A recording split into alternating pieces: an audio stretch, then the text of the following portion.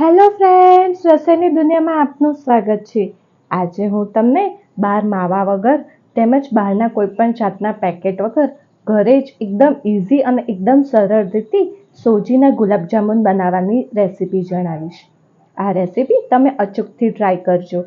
જો તમને આ વિડીયો ગમે તો મારા વિડીયોના કમેન્ટ સેક્શનમાં જરૂરથી કમેન્ટ કરજો। જો તમને આ વિડીયો ગમે તો લાઇક, શેર અને સબસ્ક્રાઇબ જરૂરથી કરજો અને તમારા ફ્રેન્ડ્સ અને રિલેટિવ્સમાં જરૂરથી શેર કરજો। જોઈને જ તમને આઈડિયા આવશે કે કેટલા સોફ્ટ બન્યા છે। તમે જોઈ શકો છો છે ને એકદમ સોફ્ટ।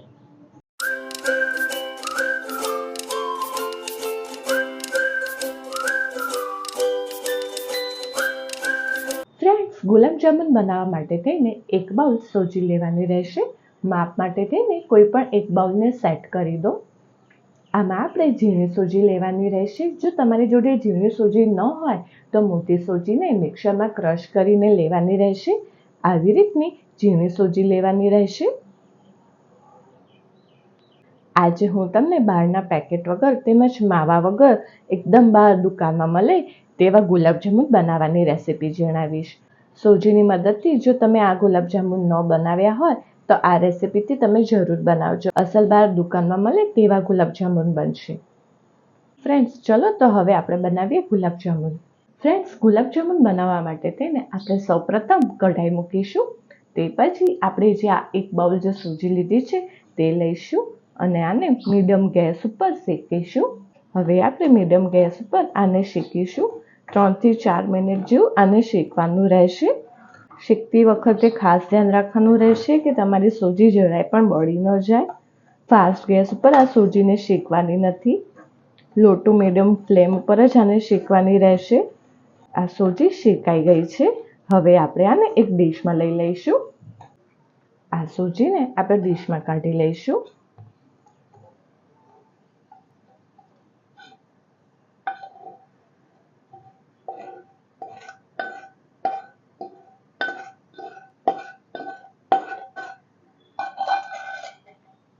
હવે આપણે તેજ કઢાઈ મૂકીશું।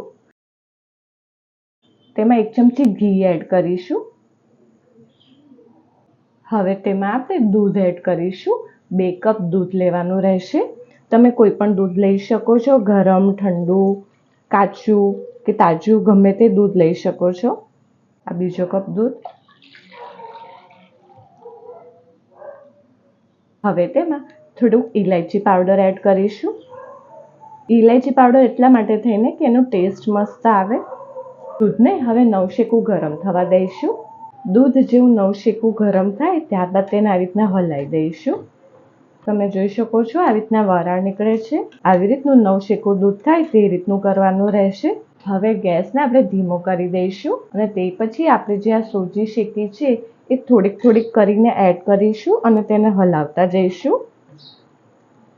આમાં જરાય પણ ગઠ્ઠા ન પડે તે વાતનું ખાસ ધ્યાન રાખવાનું રહેશે। એટલે થોડીક થોડીક સોજી એડ કરીશું અને તેને હલાવતા જઈશું। ધીમા ગેસ ઉપર જ સોજી એડ કરવાની રહેશે। આવી રીતના બધી સોજી આપણે એડ કરીશું થોડીક થોડીક કરીને। આવી રીતના બધી સોજી એડ કરી દેવાની રહેશે। હવે તેને હલાવીશું। પ્રોપર આપણે જે લોટ બાંધતા હોઈએ ગુલાબજાંબુનો કેવો લોટ હોય છે તેવી રીતનું કરવાનું રહેશે। આવી રીતના બધું દૂધ બાળી કાઢવાનું રહેશે। ઓલરેડી આપણે પહેલાં સોજી શેકી લીધી છે એટલે સોજી આવી રીતના શેકીને જ એડ કરશો તો સોજી તમને જરાય પણ કાચી નહીં લાગે અને પ્લસ તમે જ્યારે ગુલાબજાંબુન ખાશો ત્યારે તમને આ સોજીના ગુલાબજાંબુન ખાઓ છો એ વસ્તુની તમને ખબર બી નહીં પડે। તમે જોઈ શકો છો આવી રીતના એકદમ મસ્ત આપણો લોટ તૈયાર થઈ ગયો છે ગુલાબજાંબુન બનાવવા માટે થઈને। જો આ જરાય પણ કઢાઈમાં ચોંટતું નથી એટલે આપણો આ રેડી થઈ ગયો છે લોટ તેમ સમજવું। હવે આપણે આને એક પ્લેટમાં લઈ લઈશું। આ બધું જ આપણે આમાં ઠલવી દઈશું। આમાં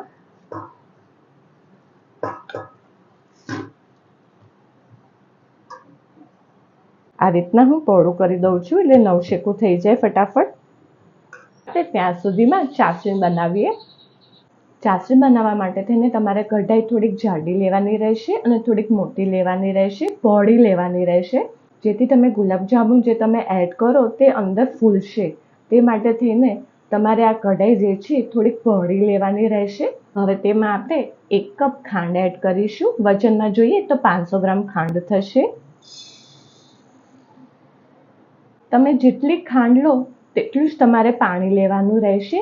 ધારો કે તમે બાઉલ પ્રમાણે બનાવતા હોવ તો જો 1 બાઉલ તમે ખાંડ લો તો 1 બાઉલ તમારે પાણી લેવાનું રહેશે. 150 ગ્રામ સોજીની સામે 500 ગ્રામ ખાંડ અને 500 ml પાણી લેવાનું રહેશે. હવે આપણે આને આ ખાંડની ચાસણી બનાવવાની રહેશે. આપણે તેને હલાવીશું, ખાંડને પીગાળીશું. હવે આમાં તમારે 1 તારની ચાસણી કે 2 તારની ચાસણી બનાવવાની નથી. સિમ્પલ આપણે ખાંડને પાણીમાં ઓગાળવાનું રહેશે અને થોડીક થીક કરવાની રહેશે. 7-8 તાતરા કેસર એડ કરીશું. 1/4 ચમચી ઇલાયચી પાવડર એડ કરીશું. આ બધાને મિક્સ કરી દઈશું અને આવી રીતના સતત તેને હલાયા કરશું. તમે જોઈ શકો છો આપણી ખાંડ એકદમ પીગળી ગઈ છે. આપણી ચાસણી હવે રેડી થઈ ગઈ છે. ખાંડ પીગળી જાય તે પછી 5-1 મિનિટ સુધી આને ઉકાળવાનું રહેશે, એટલે એકદમ ચાસણી આપણી રેડી થઈ જશે. 1 તારની કે 2 તારની ચાસણી આપણે બનાવવાની નથી. હવે આપણે ગેસને બંધ કરી દઈશું. સોજી જે છે તે આપણે નવશેકે ઠંડી થઈ ગઈ છે. એકદમ પણ ઠંડી નથી કરવાની, તમે અડી શકો તે રીતની ઠંડી કરવાની રહેશે. હવે તેમાં 1 ચમચી ઘી એડ કરીશું. હવે આ લોટને ઘીથી એકદમ મસળી દઈશું. આ ડ્યુરેશનમાં તમને વચ્ચે કોઈ પણ ગઠ્ઠા દેખાતા હોય સોજીના તે કાઢી લેવાના રહેશે. આવી રીતના પ્રોપર મસળવાનું રહેશે. એકદમ લીસો લોટ કરવાનો રહેશે.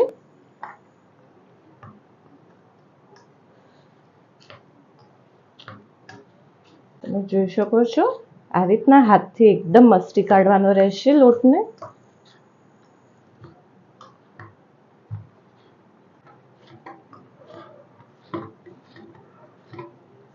આવી રીતના મિક્સ કરતા જશો તે પછી આવી રીતનો લોટ થઈ જશે. તે પછી આપણે અડધી ચમચી ઘી એડ કરીશું અને હવે આપણે આને ઘી વાળો કરી દઈશું. તમે જોઈ શકો છો મસ્ત સોફ્ટ લોટ થઈ ગયો છે.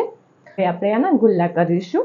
માપ માટે થઈને તમે કોઈ પણ એક ચમચી ક્યાં લઈ શકો છો, ચમચી ક્યાં તો કોઈ વાટકી, એટલે બધા ગુલાબજાંબુ એક સરખા થાય. જોઈ શકો છો એકદમ પરફેક્ટ બન્યા છે, જરાય પણ તિરાડ નથી પડી. આ પરથી તમને ખબર પડશે કે તમારો લોટ જે છે ગુલાબજાંબુ બનાવવાનો તે એકદમ પરફેક્ટ બંધાયો છે. આવી રીતના આપણે બીજા બધા કરવાના રહેશે.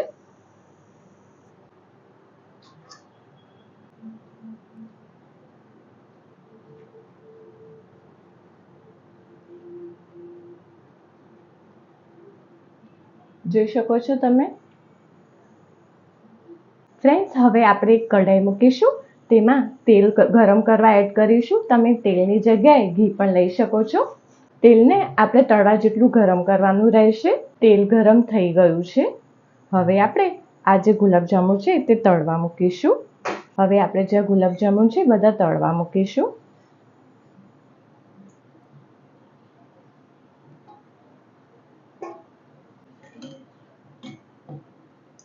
લાઇટ બ્રાઉન કાં તો ડાર્ક બ્રાઉન કલરના થાય ત્યાં સુધી આપણે તેને તળવાના રહેશે. આવી રીતના બ્રાઉન કલરના થાય એટલે હવે આપણે તેને કાઢી લઈશું. તમે ડાર્ક બ્રાઉન ક્યાં તો લાઇટ બ્રાઉન પણ રાખી શકો છો. આપણે તેલ એકદમ નિતારી દઈશું અને તે પછી આ જે ગરમ ગરમ જે ગુલાબજાંબુ જે તળેલા છે તેને આપણે આ ચાસણીમાં એડ કરી દઈશું. આ બીજા જે છે એ બી એડ કરી દઉં છું. આવી રીતના બીજા બધા કરવાના રહેશે. ફ્રેન્ડ્સ, હું તમને આ બીજો ગણ બી કરીને બતાવું છું. આવી રીતના 5 થી 6 ગણ થશે આટલી ક્વોન્ટિટીમાં. તમે જોઈ શકો છો એકદમ મસ્ત થયા છે. આવી રીતના બ્રાઉન કલરના થાય એટલે હવે આપણે તેને કાઢી લઈશું ને તે પછી હવે આપણે આને ચાસણીમાં એડ કરી દઈશું. આવી રીતના બીજા બધા તળીને ચાસણીમાં એડ કરીશું. ચાસણીમાં જેમ કલર છે તેમ તેમાં ગુલાબજાંબુ ફૂલી જશે. તમે જોઈ શકો છો પહેલા આપણે જે એડ કર્યા હતા તે એકદમ ચાસણીમાં પલળીને ફૂલી ગયા છે ને આ અત્યારે જે આપણે એડ કરેલા છે તે છે. આવી જ રીતે બીજા બધા કરવાના રહેશે ફ્રેન્ડ્સ. તો આપણો આ છેલ્લો ગણ. તમે જોઈ શકો છો એક બી જરાય પણ ફાટ્યા કર્યા નથી ગુલાબજાંબુ.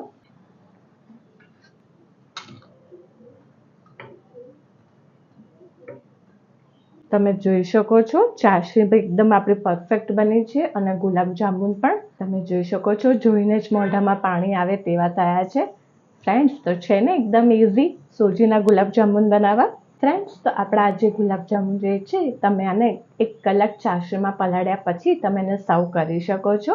જો તમે આને ચાસણીમાં કલાક જેટલું પલાળવા દેશો તો ચાસણીની મીઠાશ આ ગુલાબજાંબુમાં એકદમ એબ્સોર્બ થશે અને આની મીઠાશ ખૂબ જ સરસ લાગશે.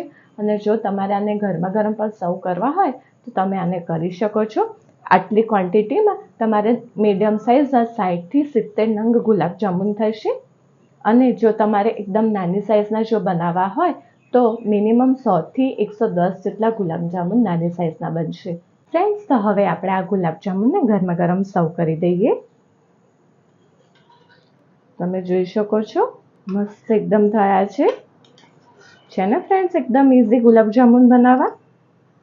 અચાનક કોઈ મહેમાન આવે અને ગુલાબજાંબુ બનાવવા હોય તો માવા વગર અને પેકેટ વગર ફટાફટ ઘરેથી એકદમ ઇઝી રીત ગુલાબજાંબુ આવી રીતે બનાવી શકાય છે ફ્રેન્ડ્સ. આ સૂજીના ગુલાબજાંબુ અચૂકથી તમે આ ટ્રાય કરજો અને તમારા ઘરે કોઈ મહેમાન આવ્યા હોય તો આને તમે ટ્રાય કરાવડાવજો. અચૂકથી આ સૂજીના ગુલાબજાંબુ છે તે કોઈને પણ ખબર નહીં પડે માવાના જ બન્યા છે તેવા લાગશે. હું તમને એક પ્લેટમાં આ ગુલાબજાંબુ તોડીને બતાવું છું કે આ કેટલા સોફ્ટ બન્યા છે. તમે જોઈ શકો છો છે ને એકદમ સોફ્ટ ફ્રેન્ડ્સ. તો આપણા એકદમ મસ્ત અને એકદમ ઓછા બહાર દુકાનમાં મળે તેવા ગુલાબજાંબુ રેડી છે. આ ગુલાબજાંબુ માવા વગર તેમજ બહારના કોઈ પણ પેકેટ વગર ઘરે જ એકદમ ફટાફટ અને એકદમ સરળ રીતે બનાવેલ છે. તમે આ રેસીપી અચૂકથી ટ્રાય કરજો. હું તમને આ બતાવું છું કેટલા સોફ્ટ બન્યા છે. જોઈને જ તમને આઈડિયા આવશે કે કેટલા સોફ્ટ બન્યા છે. જો તમને આ વિડીયો ગમે તો મારા વિડીયોના કમેન્ટ સેક્શનમાં જરૂરથી કમેન્ટ કરજો. જો તમને આ વિડીયો પસંદ આવ્યો હોય તો સબસ્ક્રાઇબની જોડે બેલ આઇકોન ઉપર ઓલ બટન દબાવજો જેથી મારા બધા નવા વિડીયો તમને મળતા રહે.